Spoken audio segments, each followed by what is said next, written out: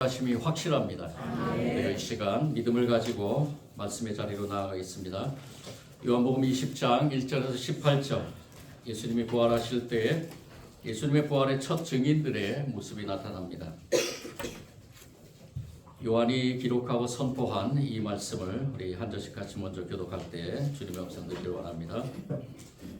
안식 후 첫날 일찍이 아직 어두울 때에 막달라 마리아가 무덤에서 와서 돌이 무덤에서 옮겨진 것을 보고 시몬 베드로와 예수께서 사랑하시던 그 다른 제자에게 달려가서 말하되 사람들이 주님을 무덤에서 가져다가 어디 두었는지 우리가 알지 못하겠다 하니 베드로와 그 다른 제자가 나가서 무덤으로 갈새 그들이 같이 다른 제자들이 그 다른 제자가 베드로보다 더 빨리 달려가서 먼저 무덤에 이르러 구부려 세마포 놓인 것을 보았으나 들어가지는 아니하였더니 시몬 베드로는 나가서 무덤에 들어가오니 세마포가 놓였고 또 머리를 쌌던 수건은 세마포와 함께 놓이지 않고 딴 곳에 쌓여 쌌던 대로 놓여 있더라. 그때야 무덤에 먼저 갔던 그 다른 제자도 돌아가고 보니까 그들은 성경에 그가 죽은 자 가운데서 다시 살아나야 하리라 하신 말씀을 아직 알지 못하더라. 이에 두 제자가 자기에게 제치고 돌아가니라. 마리아는 무덤 밖에 서서 울고 있더니 울면서 구부려 무덤 안을 들여다보니 흰옷 입은 두 천사가 예수의 시체에 누웠던 곳에 하나는 머리편에 하나는 발편에 앉았다. 천사들이 이르되 여자여 어찌 우느냐 이르되 사람들이 내 주님을 옮겨다가 어디 두었는지 내가 알지 못함이니이다. 이 말을 하고 뒤로 돌이켜 예수께서 서 계신 것을 보았으나 예수의 죽음을 알지 못하더라. 예수께서 이르시되 여자여 어찌하여 울며 누구를 찾느냐 하시니 마리아는 그가 동산지기인 줄 알고 이르되 주여 당신이 옮겼거든 어디 두었는지 내게 이르소서 그리하면 내가 가져가리이다. 예수께서 마리아야 하시면 마리아가 돌이켜 히브리 말로 라보니 하니 이는 선생님이라 하니라. 예수께서 이르시되 나를 붙들지 말라 내가 아직 아버지께로 올라가지 아니하였노라. 너는 내 형제들에게 가서 이르되 내가 내 아버지 곧 너희 아버지 내 하나님 곧 너희 하나님께로 올라간다 하라 하시니 막달라 마리아가 가서 제자들에게 내 주를 보았다 하고 또 주께서 자기에게 이렇게 말씀하셨다 이르니라. 아멘. 예수님께서 부활하신 후 예수님의 부활의 증인들이 예수님의 빈 무덤 사건을 증언하게 됩니다. 오늘 말씀 18절에 막달라 마리아가 가서 제자들에게 내가 주를 보았다 하고 또 주께서 자기에게 이렇게 말씀하셨다 이르니라. 오늘 저와 여러분이 부활의 증인이 되기를 위해서 오늘 이 말씀 막달라 마리아처럼 또 이후에 제자들이 성령의 임하심, 성령의 임재를 통해서 부활의 증인으로 힘차게 부활의 증인으로서의 그러한 사명의 삶을 살아간 것처럼 이 시대에 저와 여러분도 이러한 부활의 증인이 되기를 간절히 소원하며 오늘 이 말씀을 같이 나누길 원합니다. 오늘 우리가 이 말씀을 나눌 때 이 말씀 가운데서 우리가 부활의 증인으로서의 고백이 있으면서 또 한편으로는 오늘 이 요한복음은 사도 요한이 기록한 것입니다. 그런데 사도 요한이 마지막에 밤모섬에서 부활하신 주님 그 부활이 승천하고 나서 승천 후에 이 땅에 다시 주님께서 오심에 대한 그 기록의 말씀, 요한계시록의 말씀을 우리가 같이 나누지는 않았지만은 그 말씀 가운데서 우리가 고백해야 될 아주 중요한 신앙의 고백이 있다는 것을 오늘 이 말씀을 통해 같이 나누길 원합니다. 그것이 무엇인가? 우리가 먼저 그 말씀을 나누기 전에 한 가지 생각해야 될 것, 저와 여러분의 죽음입니다. 우리가 이 땅에 살면서 하나님의 형벌로 하나님의 심판이죠. 하나님과의 관계가 깨짐으로 인해서 어쩔 수 없이 우리 이 땅에 있는 모든 존재하는 사람들은 다 죽음이라는 것을 맛보게 됩니다. 죽음의 통로를 지나가야 된다는 거죠. 우리 믿음의 사람들, 예수님의 부활을 믿는 부활의 증인, 즉 하나님의 백성들은 이 죽음에 대한 해석을 하나님께서 원하시는 방법대로 하고 있습니다. 저와 여러분의 믿음의 고백 속에서 저와 여러분이 죽음 뒤에 무엇이 있는가를 저와 여러분은 분명히 알고 믿고 있습니다. 그 죽음의 터널을 지나서 저와 여러분은 반드시 하나님 나라에 임할 것이라는 것을 믿지요. 그것이 우리의 죽음일진데, 그런데 이 죽음 앞에서 우리가 고백해야 될 그러한 신앙의 고백이 무엇인가? 반드시 저와 여러분이 이 세상에 살면서도 고백해야 되지만은 우리가 죽음 앞에서 그 죽음의 터널을 지날 때 반드시 우리가 고백해야 될 것이 있다는 것입니다. 그것은 바로 우리가 이 세상에 살면서 하나님의 아들이 예수 그리스도이심을 우리가 믿는 고백과 함께 또 한 가지, 바로 우리가 사도신경에서 고백하는 우리의 몸의 부활과 영생을 믿는다라는 것입니다. 몸의 부활과 영생을 믿는다라는 것이죠. 우리가 죽음의 문턱 앞에서 저와 여러분이 반드시 고백해야 될 것이 무엇이냐? 나는 부활을 믿습니다라는 겁니다. 주님께서 부활하셨듯이 나도 반드시 부활한다는 것입니다. 그 부활은 단지 영의 부활만이 아니라 육신의 부활, 몸의 부활과 그리고 내 영의 부활, 영생의 부활을 내가 믿는다는 것입니다. 그래서 이것을 오래전에 사도들, 12사도들에 의해서 초대교회에서 이 신앙의 고백으로 채택하면서 늘 예배 때마다 이 사도의 신앙의 고백을 하고 있는 것입니다. 우리도 이 시대에 모든 예배 가운데서 어떠한 모임의 예배, 그것이 예배이면은 저와 여러분이 먼저 해야 될 것이 무엇이냐? 우리의 신앙의 고백입니다. 그 신앙의 고백 가운데서 주님, 우리는 몸의 부활과 영생을 믿습니다 라는 그 대목이 담겨 있는 것이죠.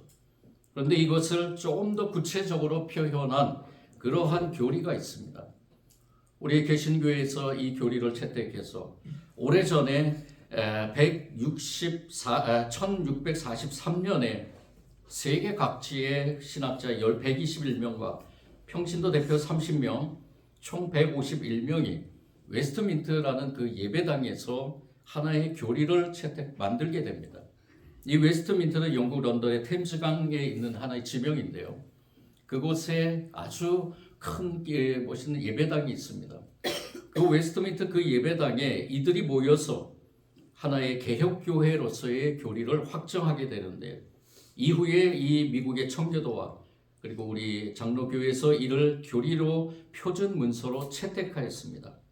그리고 376년을 지내오면서 약 원본의 그러한 것들이 조금씩은 수정이 있었는데, 원래 처음에 웨스트민트 처음에 신앙고백 그 교리는 33장으로 되어 있었는데요. 그 후에 조금 추가가 돼서 34장과 35장을 첨가했습니다.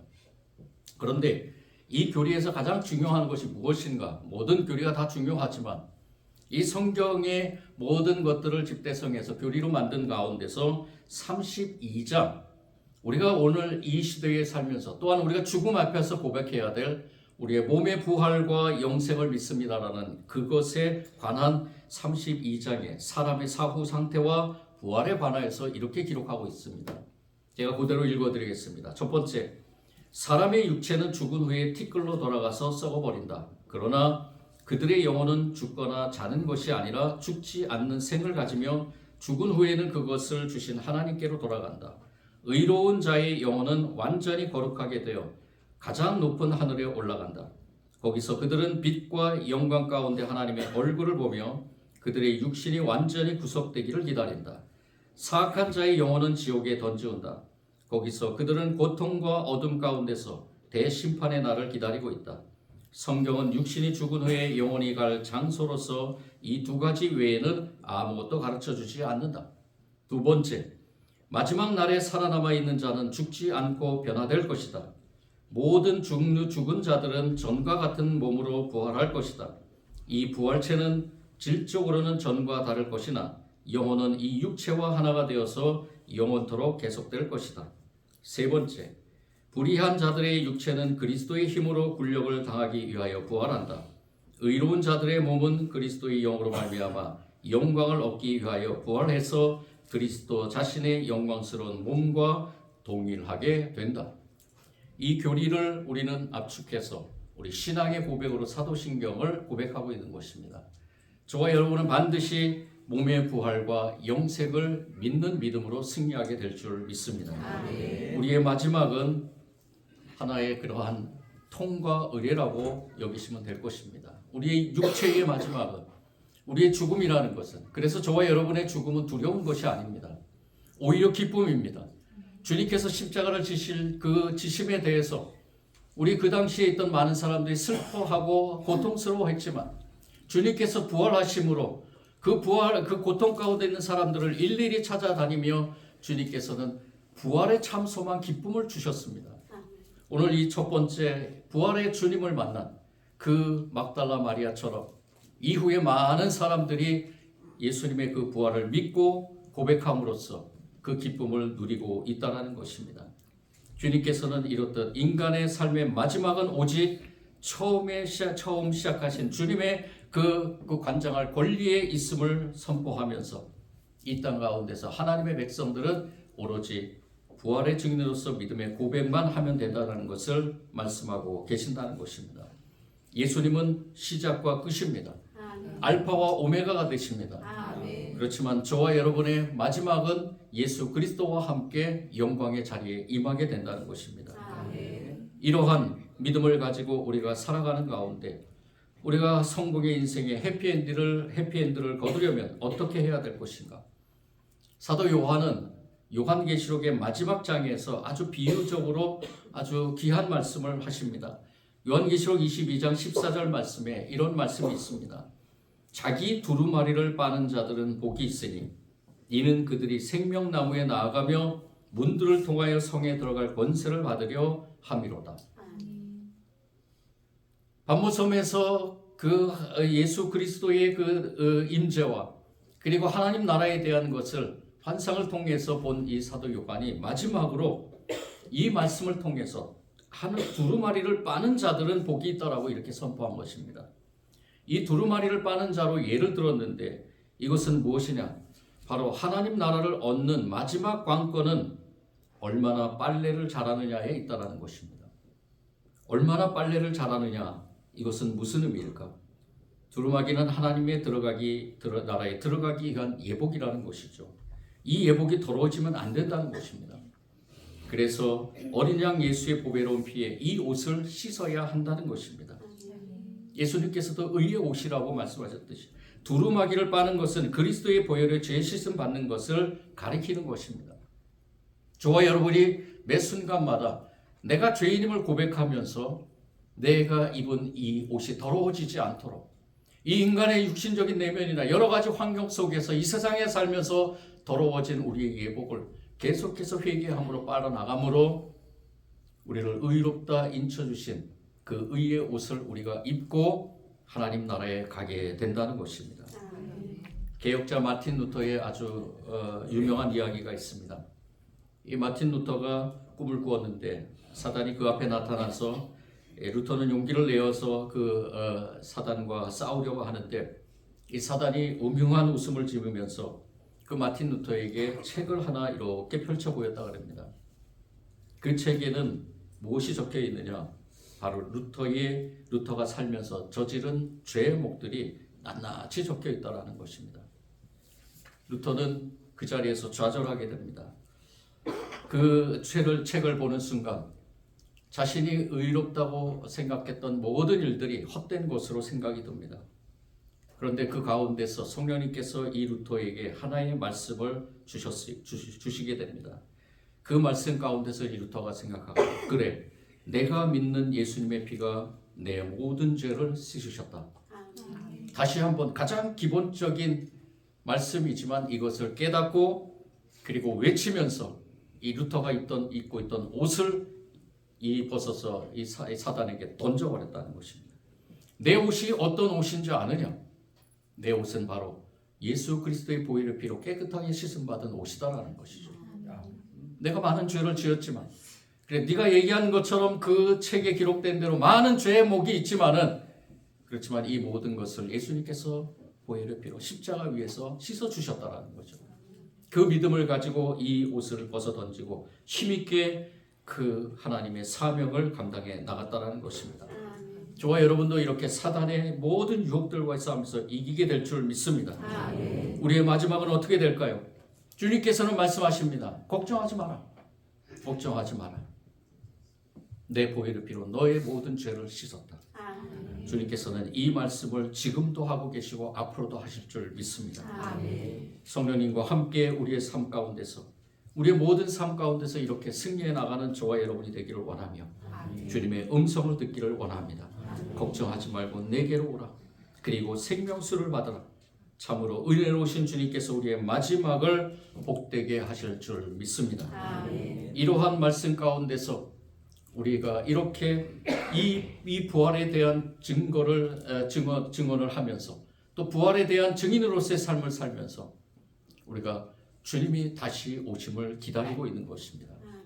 여러분들 주님이 다시 오실 줄 믿으시죠? 우리 부활의 아침에 우리가 다시 한번 두 번째 고백해야 될 것이 있습니다. 주님은 반드시 이 땅에 오신다는 것입니다. 이 땅에 반드시 다시 오시는 주님을 우리가 어떻게 맞이해야 될 것인가? 이 사도 요한은 또 반모섬에서 귀한 말씀 가운데서 한 가지를 또 선포합니다. 요한계시록 22장 20절 말씀에 예수께서 이르시되라고 이렇게 말하지 않고 이것들을 증언하신 이가 이르시되라고 기록하면서 이 말씀 가운데서 선포하는 게 있습니다. 예수님은 내가 진실로 속히 오리라 라고 이렇게 말씀하십니다. 이 반모섬에서 사도 요한에게 많은 그러한 하나님 나라에 대한 것을 보여주고 또 많은 그러한 이 예수님이 오실 때의 그 사건들, 그러한 현상들, 많은 고난과 고통 가운데서 그렇지만 승리하게 될 그 하나님 나라의 백성에 대해서 그런 현상들을 보여주면서 그리고 마지막에 이 사도 요한에게 선포하는 것이 무엇이냐? 내가 진실로 속히 오리라라는 것입니다. 반드시 예수님께서 이 땅에 다시 오신다라는 것이죠. 이 땅에 다시 오시는 예수님은 어떤 예수님이시냐? 이제는 심판의 예수님이라는 겁니다. 이 땅에 다시 오실 예수님 앞에 어떻게 고백해야 될 것인가? 바로 아멘 주 예수여 어서 오시옵소서라는 것입니다. 아멘. 주님께서 반드시 이 땅에 오심을 믿습니다. 주님 이 땅에 오심을 믿고 있습니다. 주님 우리의 믿음 가운데 내 믿음 가운데 주님의 오심을 믿고 주님 어떤 상황에 있어든지 어느 시간에 있어든지 그 오심에 주님 맞이하기를 원합니다. 예수여 어서 오시옵소서. 이것은 예수 그리스도의 증인들이 한 마음으로 바라는 간절한 기도라는 것입니다. 이 말은 사실은 초대교회 성도들이 썼던 그러한 아람어로서 바로 마라나타입니다. 고린도전서 마지막 부분에 새겨져 있는데요. 만일 누구든지 주를 사랑하지 아니하면 저주를 받을지어다. 우리 주여 어서 오시옵소서. 우리 주여 어서 오시옵소서. 마라나타. 끝부분에 우리 주여 어서 오시옵소서가 마라나타이며 이것이 다시 성경의 마지막 기도가 되었다는 것입니다. 주님을 사랑한다는 그 강조의 표현이라는 것이죠. 주님 어서 오시옵소서는 어떤 표현이냐? 내가 주님을 사랑합니다. 주님 끝까지 사랑하기를 원합니다. 주님이 언제 오실지 모르지만 그 오시는 그날까지 나는 주님을 사랑합니다. 이 고백이 저와 여러분의 고백이 되기를 원합니다. 우리가 주님을 사랑하니 그 증언의 약속대로 어서 오시옵소서. 그 마지막을 맞이하는 저와 여러분의 삶 가운데 놀라운 하나님의 능력이 임할 줄 믿습니다. 이 시험과 모든 심판의 날이 임박할 때 우리는 이렇게 고백해야 됩니다. 아멘. 마라나타. 이렇게 외칠 수 있다면 진정 은혜를 받은 사람들입니다. 마지막 심판의 날에 평안하고 기쁘게 이 기도를 드린다면 주님께서 인정할 만한 증인의 삶을 사는 사람이라고 볼 수 있습니다. 이 마라나타의 믿음을 가진 성도들에게 생명의 부활이라는 것은 바로 하나님의 은혜인 줄 믿습니다. 저와 여러분은 이렇게 이제 부활의 증인으로서 마라나타의 고백의 삶을 살아갈 줄 믿습니다. 부활하신 예수님께서는 승천 직전의 제자들에게 마음을 열어서 성경을 깨닫게 하시고 이 모든 일의 증인이 되라고 이르셨습니다. 하나님의 말씀을 깨닫지 못하면 마음이 열리지 않죠. 열리지 않는 마음으로도 예수 그리스도의 부활을 믿을 수 있는가? 그럴 수 없죠. 부활의 첫 열매이신 주님을 따라 우리도 부활하리라는 말씀도 우리에게는 희미하게 들릴 수밖에 없는 것입니다. 이 믿음으로 어찌 부활의 증인이 될 수 있겠습니까? 부활의 증인이 되기를 원하는 사람이라면 마음 문을 열고 하나님의 음성을 들으며 또 하나님께서 말씀해 주신 그 성경의 말씀을 깨달으며 하나님의 은혜의 자리로 나아가야 될 것입니다. 깨닫지 못하고 말씀을 읽으면 감동이 없고 실증이 나죠. 그뿐 아니라 의심이 더해지고 판단력마저 상실하게 돼버립니다. 부활의 은혜를 누리기 위해 매일 마음의 문을 열고 하나님의 말씀을 읽어야 될 줄 믿습니다. 성경을 깨달음으로 부활의 증인이 될 수 있다는 것입니다. 왜 하나님께서 우리에게 성경을 주셨는가? 왜 하나님께서 우리에게 음성을 들려주시기를 원하는가? 우리가 이렇듯 마라나타의 신앙의 고백을 하게 하기 위함입니다. 우리는 이 세상에 살면서 증인이 되어야 될 줄 믿습니다. 그런데 이렇게 부활의 증인이 되기를 원하지만 이 부활의 증인이 되기 위한 삶이 얼마나 힘든지요. 부활의 증인으로서 살아가는 그 삶이 얼마나 힘든지 우리의 모든 관계 속에서 또한 여러 가지 일어나는 현상 속에서 우리가 부활의 증인으로 살아간다는 것은 참으로 힘들고 고통스러운 길입니다. 그래서 그것을 주님께서는 아시기 때문에 우리에게 그것이 십자가의 길이라고 말씀하신 것입니다. 주님께서 부활을 위해 십자가를 지신 것처럼 저와 여러분도 부활의 증인으로서 살아가기 위해서 주님이 지셨던 그 십자가를 져야 된다는 것입니다. 어느 글에 아주 재미있는 이야기가 하나 실려져 있었습니다. 그런데 그 이야기가 참 많은 생각을 하게 됩니다. 어느 분이 그 스쿨존을 지나가다가 그 같이 탄 동승한 그분이 이분에게 이렇게 얘기를 했다 그럽니다.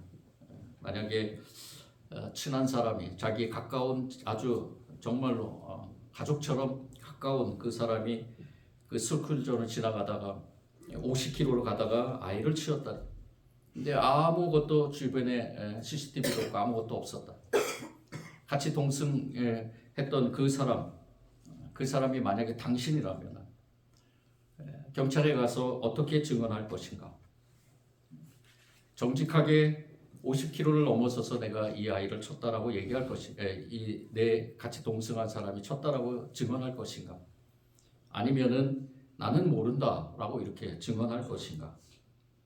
이 이야기를 나누면서 그 이야기 가운데서 운전하던 그분이 굉장한 상실감을 가지고 운전을 했다 그럽니다. 왜 그런가? 과연 친구와의 우정에 금이 간다 해도 정직한 증언을 해야 하는가? 아니면 친구를 위해서 내가 거짓말을 해야 될 것인가? 이분이 아주 독실한 그리스도인인데 예수님을 믿고 부활의 증인으로서 살기를 원하면서 그러한 삶 가운데서 내 삶을 통해서 하나님이 영광 받을 줄 믿고 하나님의 자녀로서 사는 그 삶을 살아가기를 고백하는 사람인데 내가 어떠한 말을 해야 될 것인가? 여러분들 같으면 어떻게 하겠습니까? 먼저 내 자신에게도 물어봤습니다. 네가 목사인데 네가 목사로서 만약에 그러한 상황에 처해 있다면 어떻게 할 것이냐? 대답을 하기가 참 힘들었습니다. 이것이 바로 우리의 부활의 증인으로서 삶이 아닌가. 주 예수여 어서 오시옵소서 마라나타라고 고백하는 우리의 신앙의 삶에서 우리 삶의 현실은 우리를 그렇게 살지 못하도록 옥죄하고 있는 것이 사실이지 않습니까? 그런 가운데서 우리는 어떻게 해야 될 것인가? 부활의 증인으로서 하나님께서 말씀해 주신 그 말씀대로 하나님의 공의와 정의가 흘러넘치는 그 사회가 되기 위해서 저와 여러분을 하나님께서 사용하신다면 저와 여러분이 그 사회 속에서 어떻게 해야 될 것인가? 부활의 증인의 삶은 힘들고 어렵습니다. 마음으로 유혹도 받고 때로는 권력의 압박도 받고 예수 그리스도의 제자들은 부활의 증인이 되었다가 순교의 면류관을 썼습니다. 우리도 주님의 증인이 되려면 목숨까지도 바쳐야 할 만한 믿음과 정직 그리고 용기가 필요하다는 것입니다. 증언한다는 것은 내 삶이 그리스도 안에 있음을 사람들 앞에서 시인하는 일이기 때문입니다. 그래서 주님께서는 증인들에게 그에 합당한 약속을 내려주십니다. 오늘 이 말씀 가운데서 우리가 꼭 기억해야 될 것.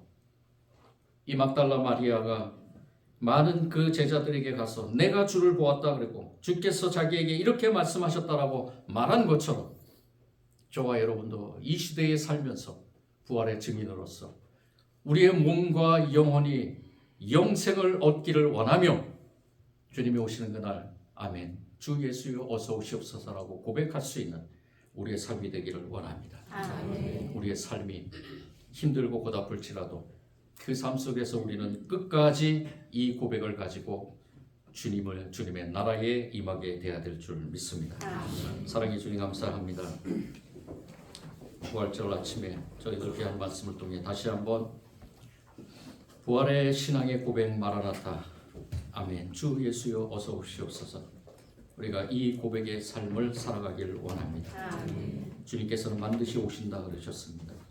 주님을 사랑하는 그 사랑이 변치 않도록 인도하시며 우리가 그 부활 신앙을 가지고 끝까지 최후에 승리하게 하여 주시고 주님 우리는 연약하기 때문에 때로는 주님을 우리의 그 믿음 가운데로 숨길 때가 한두 번이 아닙니다. 이 세상이 우리를 유혹하고 이 세상 가운데서 우리가 살아가는 동안에 여러 가지 우리의 모습을 부활의 증인의 모습으로서 드러내기가 참 쉽지가 않은 그 삶 속에서 성령님 우리에게 강하게 역사하여 주시고 힘과 능력을 주시고 우리 입술을 주장하여 주셔서 주님이 원하시는 답을 하게 하시고 주님이 원하시는 삶을 살아가게 하시고 주님의 말씀 가운데서 깨달음을 가지고 승리해 나가는 우리의 마라나타 신앙이 되게 하여 주옵소서. 인도하실 줄 믿고 예수님 이름으로 기도드립니다. 아멘.